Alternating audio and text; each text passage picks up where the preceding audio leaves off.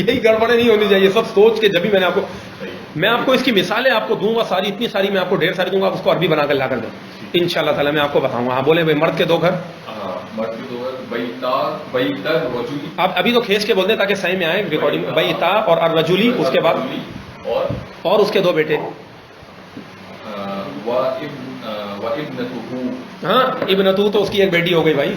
ابنتو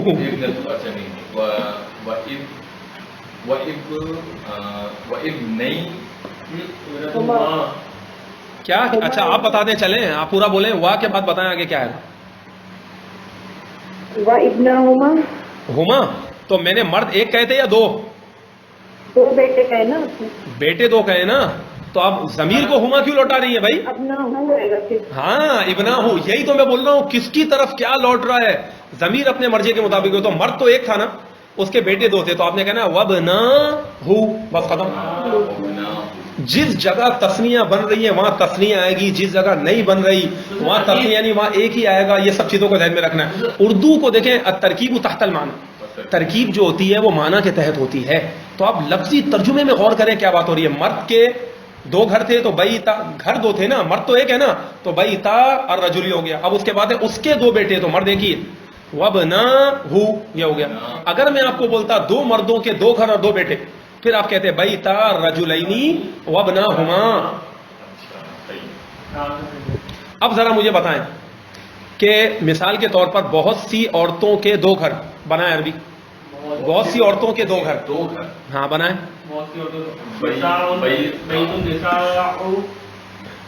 بھائی تو آئے گا ہی نہیں، یہ تو آپ پہلے ہی گڑبڑ کر دی. ہاں بیتا، ہاں بولنا چاہ رہی ہیں، بتائیں، آپ بتائیے. بیتا نساؤ. نساؤ ہوگا. اب آپ نے اعراب میں غلطی کر دی، ہر چیز کو سوچ کے بولنا ہے. بیتا نسائی صحیح ہے، بیتا اور ان نسائی ہو گیا، یعنی بیتن نسائی. بہت ساری عورتوں کے 2 گھر ہو گئے، یہ ہو گیا.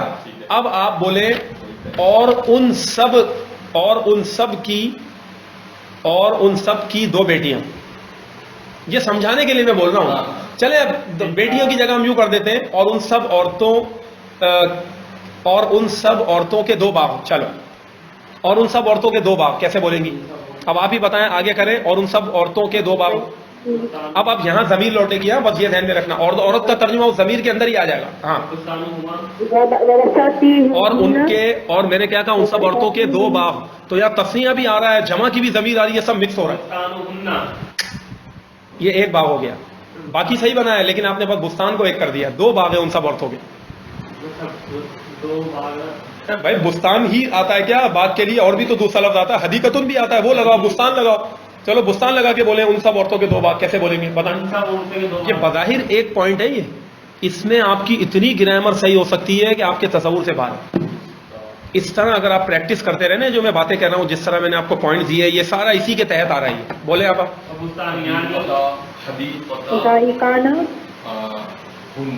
وہ حدیقتا ہن، اور ان دونوں کے 2 باغ. یا پھر وہ بستانا ہن. بھائی بستان نون ہے نا، تو بستانا نہیں، بستان نہیں، تو بستانا ہن. صحیح میں آ گیا. بستانا ہن، کیونکہ پیچھے قاعدہ ہم نے پڑھا ہوا تھا گرامر کا. ان سب عورتوں کے 2 باغ. بستانا ہن، صحیح میں آ رہا ہے. وہ نون گر گئی نا، بستانانی. بھائی بستان نون کے اندر جو آنون آ رہا ہے نا، وہ تو اصلی نون ہے نا اس کا، بستان نون، اس کے آگے الف لگانا. بستانا ہن، ان سب عورتوں کے 2 باغ. تو اس طریقے سے ذرا آپ غور کریں. ایسی کچھ مثالیں اپنے طور پر فرضی طور پر بنا کر لے کر آئیں. کچھ مثالیں میں بھی آپ کو دوں گا، لیکن پہلے تو آپ یہ قاعدہ پورا یاد کر لیں پڑتا، دوبارہ رٹا مارے ساری گردانوں کا، سب چیزوں کو. اس کے بعد انشاءاللہ تعالی میں آپ کو مثالیں دوں گا. پھر ان مثالوں کو اسم کی اعرابی حالتوں میں بھی لے جائیں گے ہم. ٹھیک ہے. اس کے بعد آپ نے بتانا ہوگا کہاں زبر آئے گی، کہاں زیر آئے گی، کہاں پیش آئے گی، کہاں آنی والی آئے گی، کہاں اونا والی آئے گی، کہاں اینا والی آئے گی، وہ سب میں دوں گا.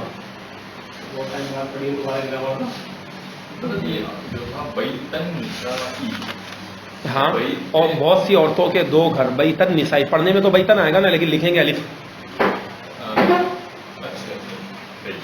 اصل میں وہ یوں ہے بیتا اور ان نساء، لیکن پڑھنے میں یوں آئے گا بیتن نسائی.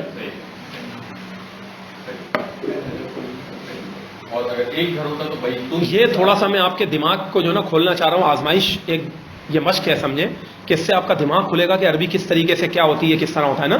کہ اب آپ اگر اس میں غور کر کے بولیں گے تو انشاءاللہ تعالیٰ اتنی ہی غلطیوں سے آپ بچیں گے، بہترین عربی بول رہے ہوں گے. یہ ایک بات ہو گئی. اب ذرا جب ہم نے ایک قاعدہ سمجھ لیا، اب آگے کیا لکھا ہوا پوائنٹ نمبر 4 پڑھ لو محسن. جب اسم کو ضمیروں کی طرف مضاف کیا جائے تو یہ صورتیں ہوں گی، یہ پڑھ چکے ہیں ضمیر. اب آگے آ جاؤ، اس کے بعد پڑھو اگلا والا پوائنٹ الف کے بعد. الف کے بعد غیر متکلم کو زبر اور ضمیر واحد غائب کو ہو پڑھیں. اب آپ اوپر لکھ دو، اوپر لکھ دیں کہ ہو کا یعنی ہو کا مطلب یہ ہے کہ الٹا پیش نہیں لگائیں گے اور بغیر کھینچے پڑھیں گے، یہ کہنا چاہ رہے ہیں.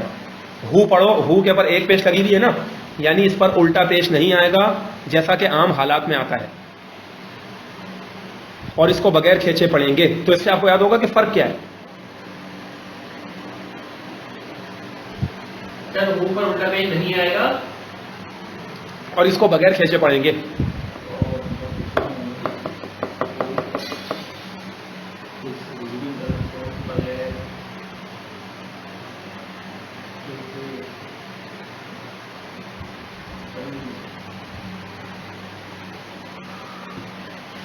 مطلب الف سے اس سے پہلے جب الف آئے گا جب بھی بات ہے، اس سے پہلے جب الف آئے گا، ہاں جب الف آئے گا اسی وقت بات ہو رہی ہے.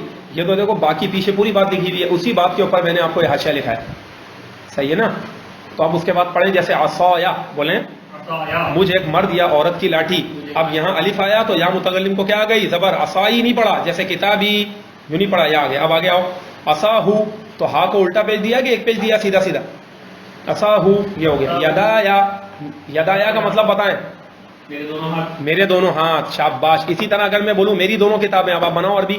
میری دونوں کتابیں نہیں میری دونوں بولیں کتاب کتابایا، میری دونوں کتابیں. ابھی بھی کیونکہ الف آ رہا ہے نا تو یہ آئے گی. اسی طرح حاسوبایا.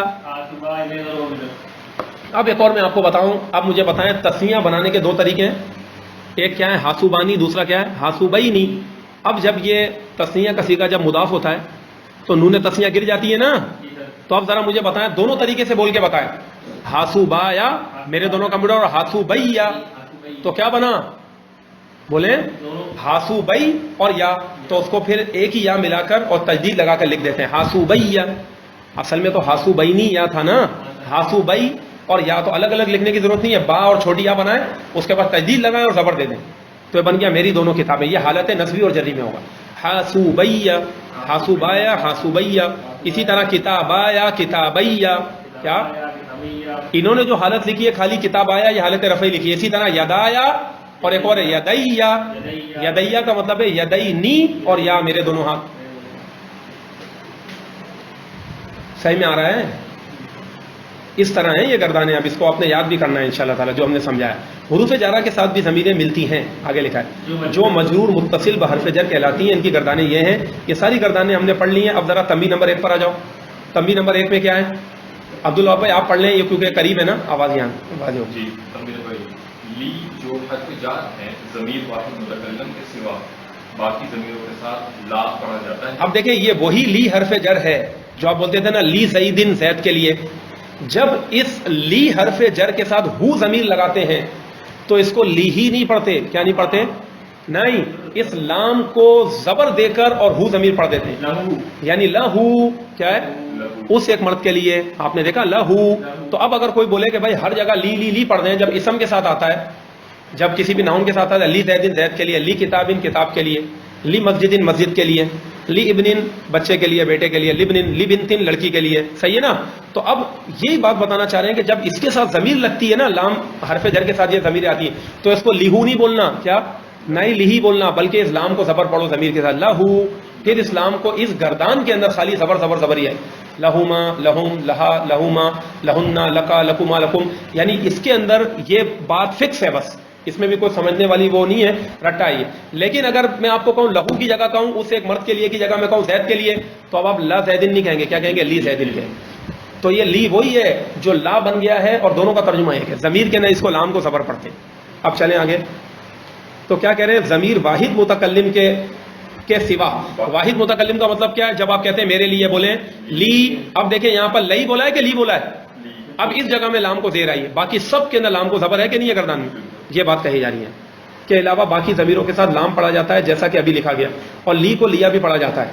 صحیح ہے, یہ بھی پڑھنا چاہیے. جیسے قرآن کی آیت لکھی ہے پڑھیں لکم. دینکم ولی دین. اب مجھے ذرا بتائیں لکم ضمیر کا کیا نام ہے؟ لکم جو قرآن میں آئی ہے ضمیر مجرور متصل با حرف جر, اور لکم کا معنی کیا ہے؟ تم سب کے لیے, مردوں کے لیے, یعنی مراد کیا ہے؟ مرد عورت سب ہے, لیکن مذکر کی صیغوں کو ترجیح دی. تم سب کے لیے, دینکم تمہارا دین ہے, ولیہ اور میرے لیے, دینی میرا دین ہے. میں نے بتایا تھا نا دینی جو نون سے نہیں ہے دینی یا ہے, بتایا تھا میں نے ایک مرتبہ آپ کو.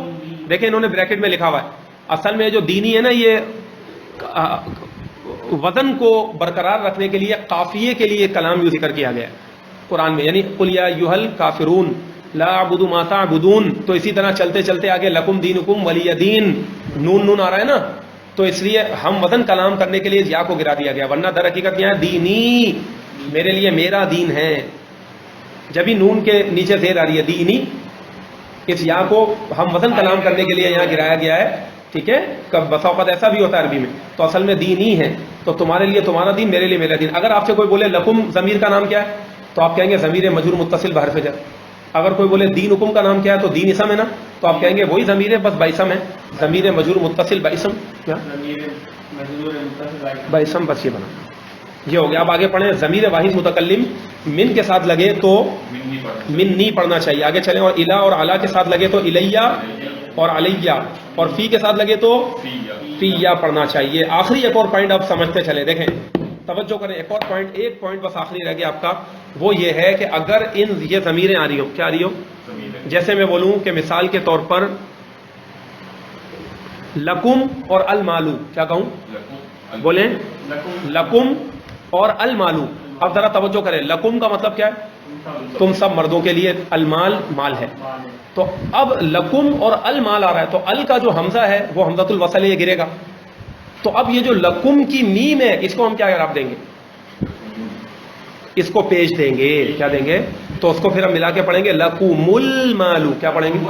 ہم نے عام طور پر یہ قاعدہ پڑھا تھا کہ جب بھی ساکن ہو اور آگے ال آ رہا ہو تو اس کو زیر دے کے پڑھتے ہیں, لیکن دیکھیں ضمیر میں بھی یہ قاعدہ ٹوٹ گیا, زیر نہیں دیں گے ہم ساکن کو.